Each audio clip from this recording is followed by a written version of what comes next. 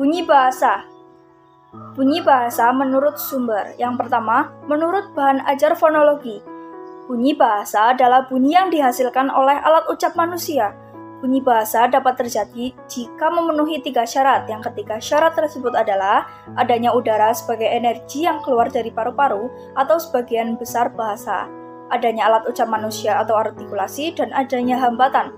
Ada 2 macam hambatan, yaitu hambatan oleh pita suara dan hambatan oleh artikulasi pada titik artikulasi.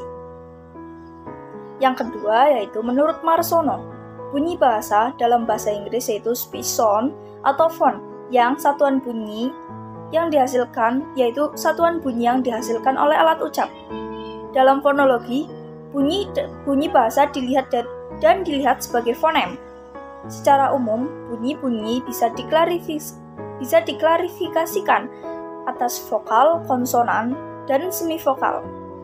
Bunyi vokal yaitu bunyi yang terjadi tanpa hambatan pada alat cakapnya atau tidak ada artikulasinya.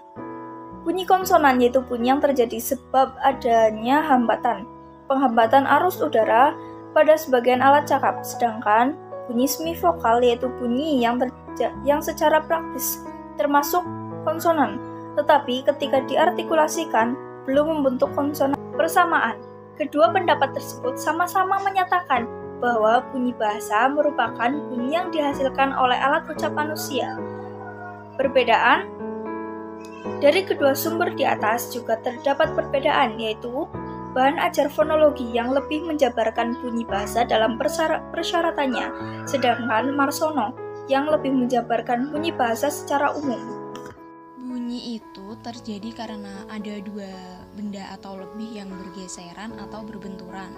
Bunyi bahasa atau bunyi ujaran adalah bunyi yang dihasilkan oleh alat ucap manusia atau bunyi yang diartikan, kemudian membentuk gelombang bunyi, sehingga dapat diterima oleh telinga manusia. Bunyi bahasa juga banyak macamnya, seperti yang telah dijelaskan oleh teman saya tadi, ada vokal, konsonan, semivokal, dan lain sebagainya. Materi konsonan. Menurut 2 sumber. Menurut KBBI, konsonan adalah bunyi bahasa yang dihasilkan dengan menghambat aliran udara pada salah satu tempat di saluran udara di atas glotis. Menurut materi yang ada di dalam bahan ajar fonologi, konsonan dapat diklasifikasikan berdasarkan 1. Cara artikulasi, 2. Titik artikulasi, 3. Bergetar tidaknya pita suara, dan 4. Saluran yang dilalui udara.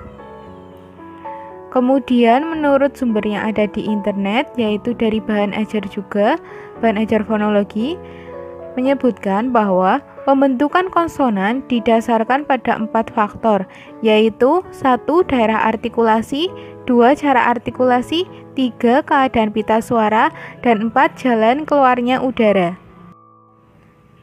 Bandingkan persamaan pendapat. Dari kedua sumber tersebut, secara garis besar terdapat persamaan pendapat, yaitu menyatakan bahwa pengklasifikasian konsonan terdiri dari 4, yaitu cara artikulasi, titik artikulasi, bergetar tidaknya pita suara, dan jalan keluarnya udara. Kemudian dari 4 pengklasifikasian tersebut terbagi lagi menjadi beberapa bagian membentuk jenis-jenis konsonan. Kemudian perbedaan. Dari kedua sumber tersebut juga terdapat perbedaan, yaitu pada bagian jenis-jenis konsonan berdasarkan cara artikulasi, di mana dalam sumber pertama menyebutkan jenis-jenis konsonan berdasarkan cara artikulasi terdiri dari bunyi letupan, kontinuan, bunyi sengau, bunyi sampingan, bunyi paduan, bunyi geseran, bunyi galetar, dan bunyi kembar. Kemudian dalam sumber kedua menyebutkan bahwa jenis-jenis konsonan berdasarkan cara artikulasi terdiri dari konsonan hambat, konsonan geser, konsonan likuida, konsonan getar, dan semivokal. Kesimpulan, berdasarkan diskusi kami di atas, dapat disimpulkan bahwa konsonan adalah bunyi bahasa yang dihasilkan dengan menghambat aliran udara pada salah satu tempat di saluran suara di atas glotis. Kemudian dijelaskan bahwa pengklasifikasian konsonan terdiri dari 4, yaitu cara artikulasi, titik artikulasi, bergetar tidaknya pita suara, dan jalan keluarnya udara. Kemudian, dari 4 pengklasifikasian tersebut terbagi lagi menjadi beberapa bagian membentuk jenis-jenis konsonan.